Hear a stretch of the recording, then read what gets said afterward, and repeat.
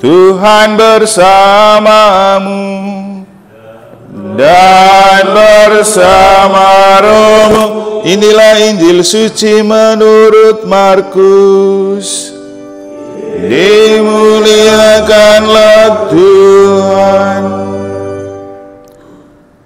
Pada suatu hari Yohanes berkata kepada Yesus, "Guru, kami melihat seorang yang bukan pengikut kita mengusir setan demi namamu, lalu kami cegah orang itu karena ia bukan pengikut kita."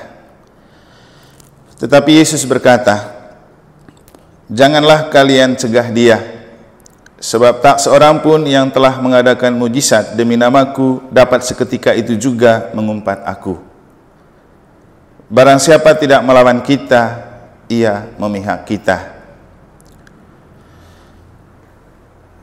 Demikianlah sabda Tuhan. Terpujilah Kristus.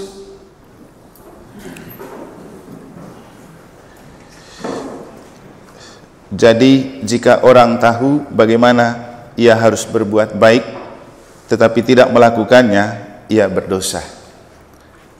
Para Romo yang terkasih, apa yang disampaikan oleh Rasul Yakobus dalam bacaan pertama tentang mengetahui kebaikan tapi tidak melakukan, mengingatkan kita akan dua mata kuliah di seminari tinggi, yaitu epistemologi dan metafisika. Epistemologi kan bicara tentang kebenaran, metafisika bicara tentang apa yang ada. Ketika kita sudah banyak mengetahui apapun yang kita pelajari, termasuk ketika kita mengadakan hari studi, tujuannya supaya ketika kita sudah tahu, kita jangan pura-pura tidak tahu, atau ketika kita belum tahu, jangan sok tahu, atau ketika kita sudah tahu, jangan seolah-olah kita tidak tahu. Itu kalau kita yang belajar filsafat namanya dosa epistemologi dan metafisika. Mungkin waktu zamannya Tata Venus atau Romo Vanto, mereka itu masih dapat dosen yang namanya Pater Brown. Dia betul-betul sangat menghargai metafisika. Misalnya, ketika dia memberikan soal ujian akhir, dia menyuruh mahasiswa mengukur kecepatan pesawat yang jatuh dari angkasa sampai ke bumi. Kemudian, kan susah itu mengukur.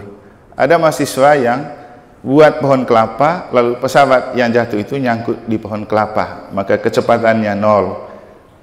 Itu benar 10. Jadi kemudian itu benar dan memang keberadaannya seperti itu, tidak bisa diukur. Tidak berdosa juga, walaupun dari segi ilmu yang lain mungkin itu salah karena jawabannya tidak seperti itu.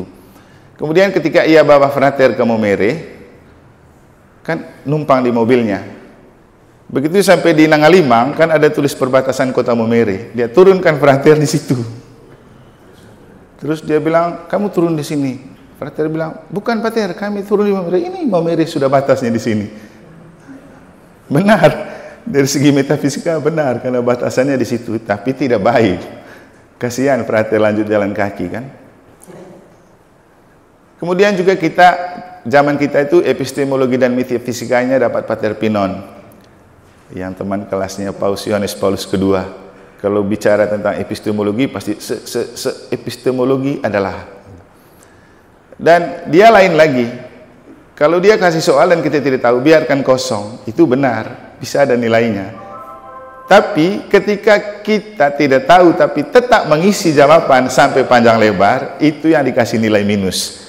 Makanya zamannya dia itu banyak sekali Frater yang hair, itu sekitar 70-80% pasti hair. Iya, untung Romo Alphonse tidak di sana. Kalau tidak pasti paling banyak salah dia. Jadi ini hal-hal yang saya rasa ini sederhana. Banyak hal yang kita tahu, tapi kita seolah-olah tidak tahu atau tidak mau tahu. Sebaliknya ada hal yang kita tidak tahu, tapi kita memang tidak mau tahu. Mungkin sederhananya begini, di Unio kan hari studi itu wajib hukumnya kan, kita sudah tahu semua. Tapi bisa jadi kita masih cari kegiatan lain. Itu kan tahu tapi pura-pura tidak tahu. Itu contohnya. Masih ada banyak contoh lain. Dan untuk kita mungkin istilahnya kita ini ongoing formation atau juga long life education. Belajar seumur hidup, sehingga apapun biar sudah tua tetap belajar, datang hari studi. Kenapa? Semakin kita belajar, semakin banyak kita tidak tahu sebenarnya. Tadi Romo Karek bilang, memang namanya hari studi, tapi juga kita perlu menikmati kebersamaan. Dan saya rasa inilah pelajaran yang tidak ada di Google, yaitu belajar hidup sebagai saudara dan berjalan bersama. Saya tidak tahu para Romo, kalau saya setiap kali baca doa tahun pastoral, malu. Kenapa? Ketika saya sudah membacakan itu, pertanyaan berikutnya, kapan saya buat? Kapan saya berjalan bersama? Kapan saya melakukan apapun? Kan dulu kita rumuskan networking, working together. Maka ketika ada kegiatan bersama begini dan kita adalah pemimpin-pemimpin pastoral, saya pikir ini contoh juga untuk umat. Ini loh gereja sinodal, kita berjalan bersama dari paguyuban Unio seperti ini. Kemarin waktu kita rapat pengurus Unindo, sempat diangkat persoalan apakah Unio ini sebagai sebuah federasi perlu punya badan hukum. Kemudian kita melihat kembali orientasi dasar didirikannya Unio itu hanya untuk menjaga persaudaraan antara kita, maka tidak perlu berbadan hukum. Jadi kata utamanya menjaga persaudaraan. Maka kita kegiatan hari studi, pertemuan rutin tiap bulan itu tidak ada yang kita kejar kecuali merajut persaudaraan, apalagi cocok dengan tema berjalan bersama. Kalau saya pribadi, saya selalu mengupload kegiatan bersama dan kebersamaan kita, karena itu contoh.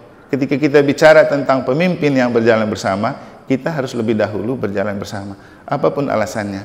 Tapi yang paling penting, memelihara dan merawat persaudaraan itu tidak mudah, karena kita akan berjumpa dengan banyak kepentingan dan gengsi. Mungkin dalam hal ini jugalah kita belajar dari apa yang dialami oleh Yohanes dalam Injil sebagai murid yang dikasihi Yesus. Kita semua tahu Yohanes ini murid yang sangat dikasihi Yesus. Mungkin karena dikasihi Yesus, dia merasa dia anak emas. Sehingga dia terlalu jauh mencampuri apa yang bukan urusannya.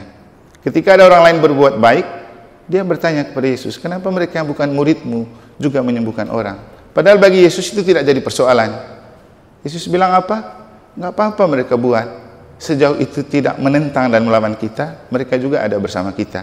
Jadi mental anak emas mungkin perlu kita sadari. Kadang-kadang mungkin kan dalam konteks keuskupan ada yang jadi pastor anak emas misalnya.